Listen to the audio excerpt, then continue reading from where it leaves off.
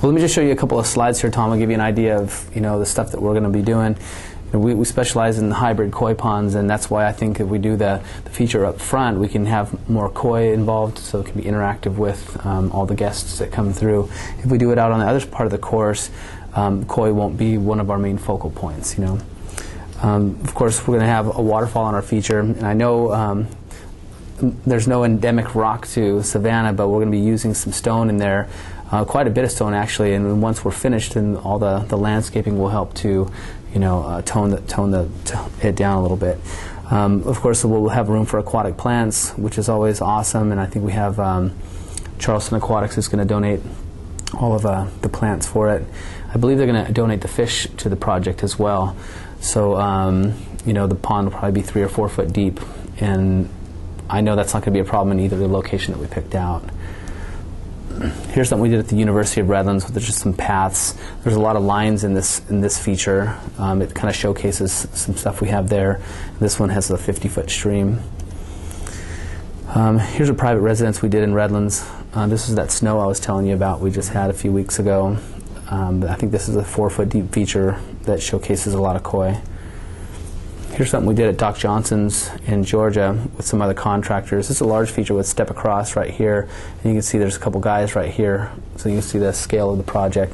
But this is what I was talking about. We can have stepping stones across the feature in front over there. And nightscaping is always going to be a great feature on this. And if we do it out on 13 hole, like we talked about, nightscaping is not going to play as big of a role as if we put it in front of the clubhouse. We can light the whole feature up, all the walkways, the trees, the waterfalls. Some we did at St. Bernardine's Hospital, a nice long wide waterfall. And this is a real visual waterfall as opposed to the other one. It was kind of had a long sheet of water falling and then it crashing over boulders on the other side, a more chaotic approach. This one's more for viewing from a far distance. That's why you get that big sheet of water coming over. So we'll do a mixture of it. Like there's the other mixture of it where it just crashes and makes a lot of noise. And of course we'll have tons of pond life. I don't have any pictures of alligators on here, but soon, koi will be a real fun feature in there. This is more of a hillside waterfall, which we're going to have the leisure to do much of that. But on the 13th hole, if we're building in that flat area we talked about, we have plenty of room to build up and get a nice waterfall out of it. We're going to, this is a before and after shot of a pond that was just basically designed wrong, didn't have the right filters, didn't have the right skimmer. And you can see, the green water was a problem at all times. We went in and redid this feature and put in the proper size pumps, proper size skimmers, multiple skimmers actually on this odd shaped pond. And this problem plagued them for almost 2 years. And then we went in and rebuilt the feature, and they've had crystal clear water ever since. Let me go back there. There's a nice little stream. If we do the hole on the 13th, we do the one on the 13th hole, we'll probably do upon this waterfall and have a long stream like this in disappearing fashion. And having the fish eat right out of your hands is going to be a lot of fun for the kids to interact if we do it up front too. So location's everything, like we talked about, and that's why we searched the whole property to find out which is the best spot. On the 13th hole, originally we were going to be behind the building, kind of out of view, but now we're going to pull it in front if we choose to go out on the 13th hole.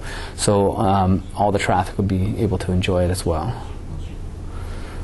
There's some more hillside construction, which we're not going to have the leisure to do here.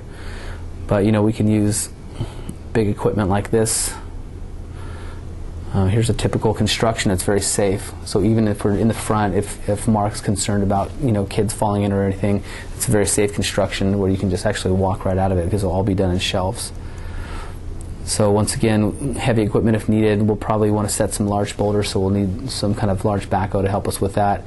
And here's one of our Ponds for Schools event where we just make the kids work. There's something we did at Epcot Center we talked about. That's for the Home and Garden Show. And then there's the interaction that we were going to want. Right. That's going to be hard to achieve on the 13th hole. Little decks, bridges. Here's something we did at the P. Allen Smith Show with another group of contractors. Just a long meandering stream dumping down into the feature here. We've worked on Extreme Home Makeover. It's always fun. Anthony Archer Wells, I had the opportunity to work with some great pond builders. This guy's been building ponds since the 60s. And I went out and took a couple courses underneath him. He was a fun guy to work with. We went out to Hawaii, met with the Kodama family. That was good fun. It was fun listening to him talk about all these great koi fish and how they were created, and then his son was translating for him. It was pretty neat. Even when he was speaking in Japanese to you, you could just feel the intensity of what he was talking about. And then there's another feature with Hillside. There's the snow again I told you about. And that's that. I don't have anything exactly like what we're going to do up front, but you see all the different varieties that we can come up with.